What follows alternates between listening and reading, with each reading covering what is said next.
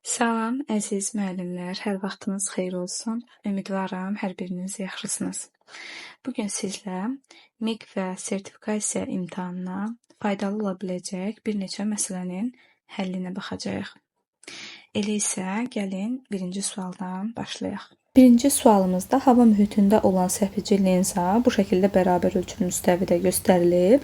Bizdən gələn tək rəngli şüanın linzada sındıqdan sonra hansı nöqtədən keçəcəyi demək bizdən soruşulur. Biz bilirik ki, səpəci linzada istənilən şüa gəlib sınandan sonra onun demək uzantısı F-dən keçməlidir, düzdürmü? Biz də onda biz bilirik ki, linza üzərinə düşən şüanın uzantısı səpəci linzada F-dən keçməlidir, doğrumu? Demək biz elə bir şüa çəkməliyik ki, onun uzantısı F-dən keçsin. Özü isə hansı nöqtədən keçəcəyi artıq müəyyən edəcək. Deməli, uzantısını mən çəkmək üçün uzantısını bu şəkildə göstərəcəm. Bu həmin şüanın uzantısı olsun. Özü isə bunun davamı olaraq hansı nöqtədən keçəcək? Əlbəttə ki, baxaq. Bu nöqtədən gördüyümüz kimi keçdi və bunu bu şəkildə mən göstərə bilərəm. Doğrudan da linza üzərinə düşən şüanın linzada sındıqdan sonra uzantısı fokus nöqtəsindən keçir. Və beləliklə bizim cavabımız P nöqtəsi olacaqdır. İkinci sualımızda toplayıcı linzadır və belə bir bərabər ölçülü müstəvidə yerləşdirilmişdir. Bizdən demək yenə də paralel gələn bu şüaların hansı nöqtədə kəsişəcəyi, hansı nöqtədə toplanacağı soruşulur. Bunun üçün ən yaxşı vasitə baş optik oxa yardımçı bir optik ox çəkərək paralelliyi təmin etməkdir. Yəni biz baş optik oxa, yəni yardımçı optik ox bu şəkildə çəkə bilərəm ki, artıq çəkdiyim demək yardımçı optik ox həmin bu şüalara paraleldir və mən F nöqtələrindən də fokal müstəvilər keçirdə bilərəm. Bu da fokal müstəvilərimiz və gələn şüalar deməli yardımçı optik ox. Bunları yazım bura optik ox. Bu isə fokal müstəvilərdir.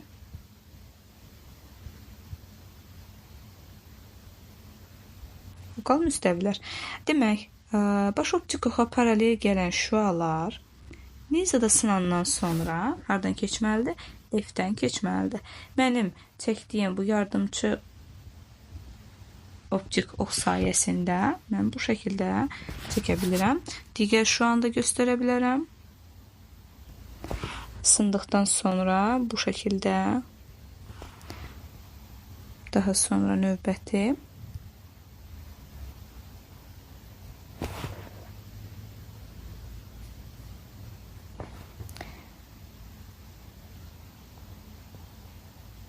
və bu şəkildə gördüyümüz kimi hamısı bu nöqtədə toplandı. Həmin nöqtə də N nöqtəsi idi. Demək, bu şəkildə tapdıq ki, həmin şüalar linzada sındıqdan sonra N nöqtəsində toplanacaqlar. Üçüncü sualımızda isə N1 və N2 sındırma əmsalı olan mühitlərin demək sərhədinə baş optik ox çəkilib və linza yerləşdirilmişdir. Və burada iki şüa deməli göndərilərək mühitlərin və linzanın sındırma əmsalını müqayisə etmək tələb olunur. Bu halda, yəni qabarıq linza olmağına baxmayaraq işarət işarəsindən biz bunu görürük. Mühitdən və linzanın hazırlandığı materialdan asılı olaraq o səpici və ya da toplayıcı funksiyası yerinə yetirə bilər. Bizim normalda həmişə baxdığımız suallarda mühit olub hava, demək material olub şüşə deyək ki. Ona görə də bütün bu hallarda bəli səpici linza çökük, toplayıcı linza qabarıq. Amma digər hallarda dəyişə bilər. Yəni mühit dəyişərsə, material dəyişərsə, onun toplayıcılığı və ya da səpiciliyi dəyişər. Ona görə də bu halda da ona uyğun olaraq gördüyümüz kimi səpilibdir və nazik linza düsturuna əsasən mən bilirəm ki, fokus məsafəsi mühitin sındırma əmsalı ilə demək mütənasibdir. Həmçinin də dediyimiz kimi hazırlandığı, linzanın hazırlandığı materialın da sındırma əmsalı ilə mütənasibdir. Mən burada demək N1 mühitində şüanın uzantısının gəldiyi nöqtəni və N2 mühitində şüanın uzantısının gəldiyi nöqtəni görürəm və fokus məsafəsinin də sındırma əmsalından əlbəttə ki, tərs mütənasibliyini orada görə bilərəm. Ona görə də bu halımızda N2 demək N1-dən böyük olacaqdır. Çünki məsafə N1-də daha çoxdur gördüyümüz kimi fokus. Onun üçün fokus məsafəsi daha böyükdür. Ona görə də onun sındırma əmsalı daha az olacaqdır. Onda N2 böyükdür N1. Və gəlirəm linzanın sındırma əmsalına. Hər iki halda, hər iki mühitdə şüalar normaldan uzaqlaşıblar. Yəni səpiliblər, toplanmayıblar bir yerə. Ona görə də o ən kiçik sındırma əmsalına malikdir. N2 növbəti sualımızda iki linzanın yenə də bərabər bölgülü müstəvidə qoyulmuşdur və şüanın yolu göstərilib. Buradan bizdən birinci və ikinci linzanın fokus məsafələrinin nisbətini soruşur. Birinci şüa gələn hissədən başlayaraq baxıram. Deməli, I1 şüası bu şəkildə baş optik oxa paralel gəlib və linzadan sındıqdan sonra gördüyüm kimi toplayıcı linzadır. Linzada sındıqdan sonra fokus məsafəsindən keçməlidir. Mən əslində şüanı bu şəkildə gətirməli idim. Əgər ikinci linza olmasaydı bu şəkildə keçməli idi. Deməli, F1 linzasının fokusu buradan bura qədərdir. Yəni 4 bölgüdür. Təbii ki, mən şüanı bura qədər çəkirəm. Yəni linzada bu şəkildə aparmıram, bura qədər çəkirəm. Və səpəci linzanın üzərinə bu şəkildə düşən şüa paralel gedibdir. Paralel gedibdir və onun demək uzantısı, yəni artıq linzadan 2 bölgü məsafə, baxın, buradan bura qədər olan məsafədə F2, yəni ikinci linzanın fokusu olacaqdır. Onda biz F1 üçün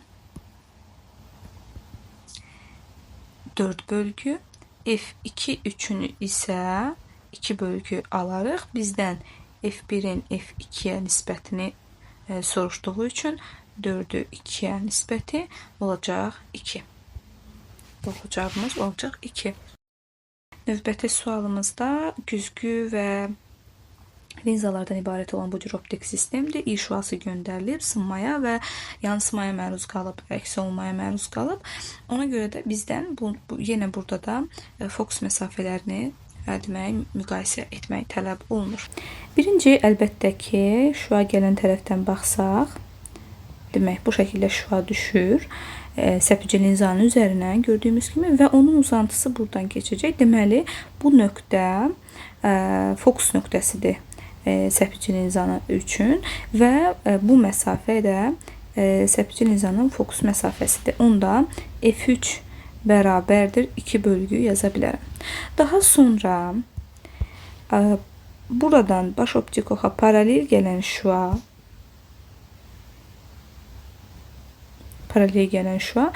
linzada sındıqdan sonra bu nöqtədən keçib. Güzgünün üzərinə düşübdür. Deməli, bu nöqtə artıq F2-nin fokus nöqtəsidir və bu məsafə də yenə də F2-nin fokus məsafəsidir. Ona görə də mən F2 üçün yenə də 2 yaza bilirəm. Artıq burada güzgünün üzərinə buradan düşən şüa, bu şəkildə düşən şüa təzədən öz üzərindən neyinib? Geri qayıdıbdır. Öz üzərindən geri qayıdıbsa, artıq baxın bu nöqtəmiz həmin bu güzgünün artıq mərkəzidir. Biz də bilirik ki, mərkəzə qədər olan məsafə 2 fokus məsafəsinə bərabərdir. Yəni bu 2F-dir. Onda F1-in demək fokus nöqtəsi olacaqdır 1 bölgü.